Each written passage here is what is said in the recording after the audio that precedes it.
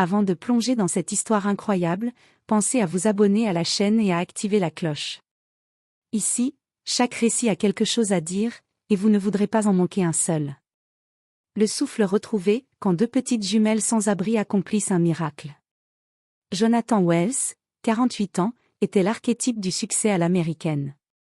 Fondateur et PDG de Wells Industries, une entreprise de pointe spécialisée dans la haute technologie et les énergies renouvelables, il incarnait le rêve accompli. Sa réputation d'homme brillant, ambitieux et implacable dans les affaires avait fait de lui une figure incontournable du monde industriel. Chaque matin, Jonathan s'éveillait dans son penthouse somptueux, perché au sommet d'un gratte-ciel de Manhattan. De ses grandes fenêtres, la vue panoramique sur la ville bouillonnante lui rappelait l'immensité de son empire, des tours de verre étincelantes aux rues grouillantes de vie. Pourtant, malgré tout ce luxe, il n'accordait guère de temps à autre chose qu'au travail. Ce mardi après-midi, comme beaucoup d'autres, Jonathan était en route vers une réunion décisive dans le quartier financier. Son emploi du temps était minuté, chaque minute comptait. Sa berline noire, aux vitres teintées, glissait dans la circulation dense. Concentré sur ses dossiers, il consultait machinalement son téléphone, ajustant les dernières données d'un contrat majeur. À l'angle d'une avenue animée, les feux tricolores clignotaient. Jonathan, habitué à la discipline stricte des règles de circulation, ralentit, prêt à s'arrêter. Mais dans un éclair d'inattention et d'imprudence, une voiture fonça à toute vitesse, grillant le feu rouge sans un regard. Le choc fut d'une violence inouïe. Le véhicule percuta la berline de Jonathan de plein fouet. Le bruit fracassant du métal tordu, les cris soudains des passants, tout se brouilla en un instant. La force du coup projeta Jonathan violemment contre son volant. Sa tête heurta durement le tableau de bord. Son corps, secoué comme une poupée de chiffon, tomba en arrière, inerte. Sa respiration s'arrêta presque immédiatement. Le silence se fit autour de lui, seulement troublé par les murmures effrayés des témoins. Autour de la scène, des gens s'étaient arrêtés, certains brandissant leur téléphone, d'autres appelant les secours. Mais une peur sourde les paralysait, personne ne voulait s'approcher, craignant d'aggraver son état. Le visage de Jonathan, blême et couvert de petites blessures, semblait figé dans une immobilité effrayante. À quelques mètres seulement, assises sur un banc poussiéreux à l'ombre d'un vieux chêne tordu, deux petites filles observaient la scène. Elles étaient jumelles, Lila et Amaya Johnson, 7 ans à peine. Leurs yeux grands ouverts suivaient chaque mouvement, chaque réaction. Depuis plusieurs mois, Lila et Amaya vivaient dans les rues de Manhattan. Orphelines, sans foyer ni famille, elles avaient appris à se protéger l'une l'autre, affrontant la dureté de la vie avec un courage surprenant. Leur quotidien était fait de trottoirs froids, de repas incertains, et de nuits à chercher un abri. Pourtant, malgré la précarité, leur lien fraternel était indéfectible, nourri par une foi sincère qu'elles n'avaient jamais perdue, une foi qu'un miracle pouvait se produire, même dans l'ombre de la ville la plus grande du pays. Leurs vêtements usés portaient les traces de longues journées, leurs visages étaient marqués par la poussière et la fatigue, mais leurs yeux brillaient d'une lueur d'innocence et d'espoir que rien ne semblait pouvoir éteindre. Ce jour-là, leur regard ne quitta pas l'homme étendu sur le bitume. Sans le savoir encore, leur présence allait changer le cours de l'histoire. Lila, la plus intrépide des deux sœurs, bondit sur ses jambes comme mue par un instinct plus fort que la peur. « Amaya, il faut faire quelque chose. Il ne respire plus. » cria-t-elle en pointant du doigt l'homme allongé sur l'asphalte. Amaya, toujours plus réservée, recroquevillée sur le banc, sentit son cœur battre plus vite. Ses petits bras frêles entouraient son ventre vide. Elle était morte de peur. Pourtant, elle savait qu'elle ne laisserait jamais Lila y aller seule. « On va essayer », murmura-t-elle enfin, sa voix aussi douce que tremblante. Les deux fillettes descendirent du trottoir et s'approchèrent lentement du corps inerte. Autour d'elles, les passants formaient un cercle hésitant, mais personne ne s'agenouilla. Certains filmaient. D'autres regardaient avec horreur, murmurant. « Il est peut-être déjà mort. » Ne touchez à rien, attendez les secours. Mais les deux jumelles, ignorées du monde jusqu'à cet instant, marchaient à contre-courant. Elles n'avaient jamais appris les gestes de premier secours. Elles n'avaient jamais vu de défibrillateur. Elles ne savaient pas comment fonctionne un cœur. Mais elles connaissaient l'essentiel, la peur d'être seules, et l'instinct de sauver une vie. Lila, le souffle court, s'agenouilla près de l'homme. Sa main tremblante se posa sur sa poitrine, juste au-dessus du cœur. Elle ferma les yeux, espérant sentir quelque chose. Il n'y a rien, dit-elle à voix basse, la gorge nouée. Amaya, debout à ses côtés, joignit ses petites mains calleuses. Elle ferma les yeux, rassemblant dans son esprit toutes les phrases qu'elle avait retenues d'un vieux livre abandonné trouvé dans une église détruite. C'était un livre d'histoire biblique pour enfants, dont la couverture était arrachée, mais elle s'en souvenait bien. Elle l'avait gardé comme un trésor dans leur sac en toile, avec leurs rares affaires.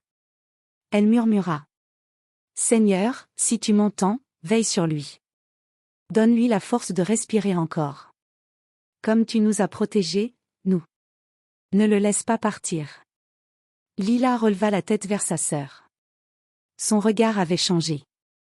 Il n'y avait plus de peur, seulement une étrange clarté. « On va chanter, Amaya. Tu te souviens de la berceuse? Celle de maman? » Amaya hocha la tête lentement. Elle ne l'avait pas chantée depuis des années. C'était leur mère qui la leur chantait quand elles étaient bébés, avant qu'elles ne tombent malades, avant qu'elles disparaissent dans les rues et ne reviennent jamais. « Chante avec moi, » murmura Lila. Elles commencèrent doucement, les voix cassées par le froid et la poussière. Une mélodie simple, aux mots naïfs, mais porteur d'un amour si pur qu'il semblait vibrer dans l'air autour d'elle. « Dors, mon ange, dors sans peur. Ta lumière vit dans ton cœur. Même si le monde est sombre. L'amour veille dans chaque ombre. » Le chant s'éleva à peine, comme un soupir sur le bitume. Pourtant, quelque chose changea. Le silence autour d'elle devint dense, sacré, presque irréel. Le vent sembla s'arrêter. Les téléphones baissèrent. Les gens cessèrent de parler. Tous les regards se tournèrent vers elle. Et soudain, un frémissement. La poitrine de Jonathan, jusqu'alors figée, se souleva légèrement. Puis de nouveau, plus profondément cette fois. Un souffle. Lila s'arrêta net. Amaya. Il respire. Il respire. Amaya ouvrit grand les yeux, les larmes coulant sur ses joues sales. Le visage de Jonathan, livide quelques secondes plus tôt, reprit lentement des couleurs. Ses paupières battirent comme des ailes fragiles. Puis, dans un effort tremblant, il ouvrit les yeux. Un monde flou, brumeux, l'accueillit. Il tourna la tête, lentement, douloureusement, et vit deux visages d'enfants penchés au-dessus du sien. Deux petites filles aux yeux brillants, pleines d'un amour qu'il ne comprenait pas encore. « Qui m'a sauvé ?» murmura-t-il d'une voix à peine audible, rauque comme le vent après l'orage. Lila serra la main d'Amaya. Amaya baissa les yeux. « On a juste chanté, » dit-elle simplement. « C'est maman qui nous l'a apprise. » Jonathan referma les yeux, et une larme unique glissa sur sa tempe. Il ne savait pas encore leur nom. Il ne savait pas qu'elles allaient bouleverser sa vie. Mais une chose était certaine, il venait de revenir à la vie, touché par deux anges en haillons. Les gyrophares déchirèrent l'air tendu quelques minutes plus tard. Des passants, choqués par ce qu'ils venaient de vivre, avaient finalement réagi, appelant une ambulance. Mais dans leurs yeux restait ce regard incrédule, ils savaient que ce n'étaient pas les secours qui avaient ramené Jonathan Wells à la vie. Les paramédics descendirent précipitamment, écartèrent la foule, et s'approchèrent du corps étendu. Ils posèrent un masque à oxygène sur son visage, vérifièrent ses constantes. Il vivait. Faiblement, mais il vivait. Et c'était un miracle. Un agent de police demanda. « Quelqu'un a fait un massage cardiaque ? Un témoin ? » Mais les murmures des passants furent tous les mêmes. Non, ce sont deux petites filles. Deux jumelles. Elles ont chanté. Pendant que Jonathan était transporté vers l'hôpital Mount Sinai dans un silence lourd de mystère, Lila et Amaya s'éloignèrent doucement. Elles n'attendaient rien. Pas de récompense. Pas de reconnaissance. Elles avaient juste voulu aider. Puis, comme à leur habitude, elles reprirent leur errance, à la recherche d'un coin de trottoir sûr pour la nuit. Quelques heures plus tard, Jonathan se réveilla, son torse douloureux, la tête en feu. Il ne se souvenait pas du choc, mais il se souvenait très bien d'un chant. Un chant qui avait percé les ténèbres de sa conscience, un fil de lumière qu'il avait ramené du bord du gouffre. Petite fille, murmura-t-il à l'infirmière. Pardon, demanda-t-elle, penchée vers lui. 2 petites filles, elles étaient là. Je veux les voir. Le personnel hospitalier lança alors une recherche. Grâce aux descriptions données par les témoins, 2 fillettes noires, aux vêtements usés, l'une plus vive, l'autre timide, chantant comme des anges, la police et une assistante sociale réussirent à localiser Lila et Amaya dans un centre d'accueil temporaire où on les avait brièvement conduites après l'accident. Le lendemain matin, dans une chambre d'hôpital baignée de lumière, la porte s'ouvrit lentement. Lila entra la première, les yeux prudents mais fiers, tenant la main de sa sœur. Amaya, silencieuse, observait tout avec la sagesse triste des enfants qui ont trop vu. Jonathan, assis dans son lit, les vit, et son cœur se serra. 2 petites silhouettes frêles. 2 visages lumineux malgré les blessures de la rue. Il tendit la main lentement. « C'est vous ? C'est bien vous ?» Lila hocha timidement la tête. Amaya resta un pas en arrière. « Vous m'avez sauvé la vie », dit-il avec émotion. Sa voix se brisa. Contre toute attente, les 2 fillettes s'approchèrent. Lila se pencha et glissa doucement ses bras autour de lui. Jonathan, encore faible, les entoura de ses mains tremblantes. Il n'avait pas pleuré depuis la mort de sa mère, mais ce jour-là, ses larmes coulèrent sans retenue. « On a fait ce qu'on pouvait », murmura Lila. « C'est maman qui nous a appris à chanter », ajouta Amaya doucement, osant enfin le regarder dans les yeux. Jonathan les contempla longuement. Ces 2 enfants avaient fait ce que ni l'argent, ni la médecine, ni la puissance n'avaient pu faire, elle lui avait rendu le souffle, mais aussi l'âme. Les jours suivants, Jonathan refusa toute visite d'affaires. Il resta seul avec lui-même, relisant ses choix de vie, ses valeurs, ses silences. Il comprit avec une clarté brutale qu'il avait construit des gratte-ciel, mais oublié les fondations humaines. Il avait amassé des milliards, mais ignoré les cœurs brisés qui vivaient à ses pieds. Lila et Amaya vinrent le voir chaque jour. Elles lui racontaient leur vie, leur nuit dans des abris glacials, les jambons et les dangers constants. Jonathan les écoutait avec le respect qu'on doit aux survivants. Puis, sans en parler à personne, il prit une décision irrévocable. Dès sa sortie de l'hôpital, Jonathan convoqua ses avocats et son conseil d'administration. « Je veux créer une fondation. Pas une façade. Une vraie, déclara-t-il. Elle portera mon nom, mais ce seront leurs visages qu'on retiendra. » Quelques semaines plus tard naissait la Fondation Wells pour l'enfance, une organisation à but non lucratif entièrement dédiée à la protection, à l'éducation et à la réinsertion des enfants sans abri. Jonathan y consacra une grande partie de sa fortune. Mais il ne s'arrêta pas là. Il entama les démarches pour adopter légalement Lila et Amaya Johnson. Ce ne fut pas facile, leur passé était flou, les services sociaux prudents. Mais son intention était pure. Et les fillettes, elles, ne demandaient rien d'autre que d'avoir enfin quelqu'un qui les regarderait comme un père.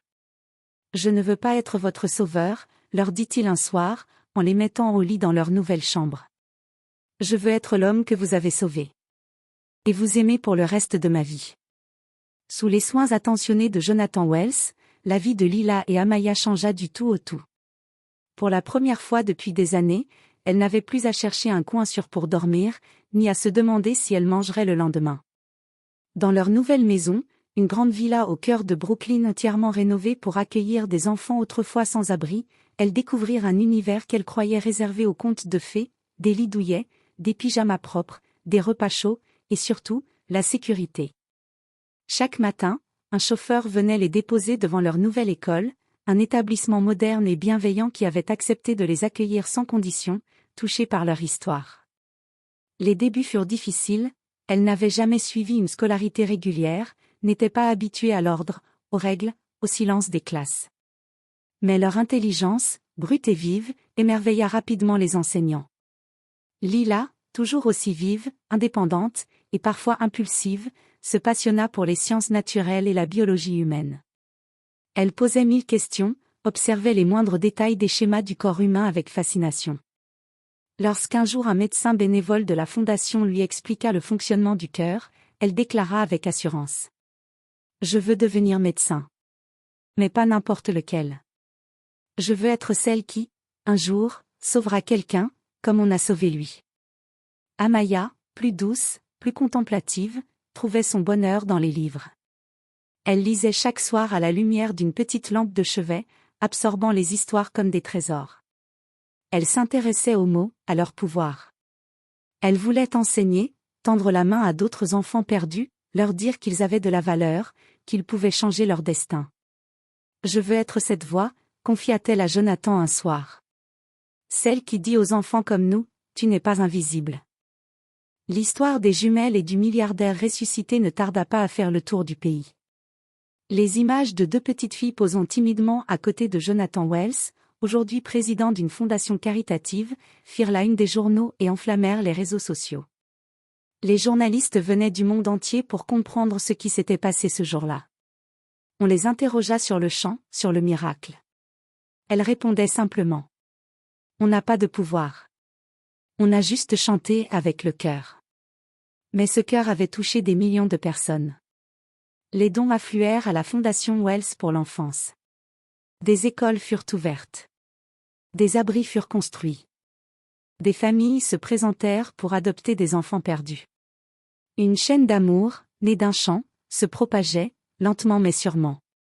Jonathan, de son côté, n'était plus le même homme. Autrefois réputé pour son regard de glace, ses décisions tranchantes, son obsession pour les résultats, il était désormais un homme habité par une profonde gratitude et une humilité nouvelle. Il vendit une partie de ses parts dans l'entreprise.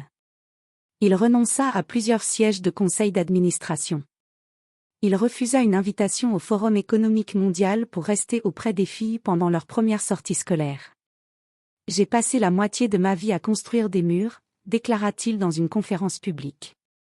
Ces deux petites filles m'ont appris que les ponts sont bien plus utiles. Il devenait, aux yeux du monde, le symbole inattendu d'un capitalisme racheté par l'amour. Il ne se présentait plus comme un magnate de l'industrie, mais comme le père adoptif de deux héroïnes de la rue. Chaque soir, malgré le confort, malgré la chaleur des draps et les murs sécurisants, Lila et Amaya restaient fidèles à leur rituel. Allongées côte à côte, elles chantaient doucement leur berceuse. C'était leur lien à leur mère, à leur passé, à leur miracle. Dors, mon ange, dors sans peur. Ta lumière vit dans ton cœur. Jonathan, assis parfois dans l'ombre du couloir, les écoutait. Et il comprenait que ce chant, plus qu'un simple air, était un acte sacré, une promesse de ne jamais oublier d'où l'on vient, ni à quel point l'amour peut changer le monde. Car au fond, ce miracle n'était pas une coïncidence. C'était la preuve éclatante que même dans la nuit la plus noire, quand tout semble perdu, deux voix unies peuvent rallumer une vie entière.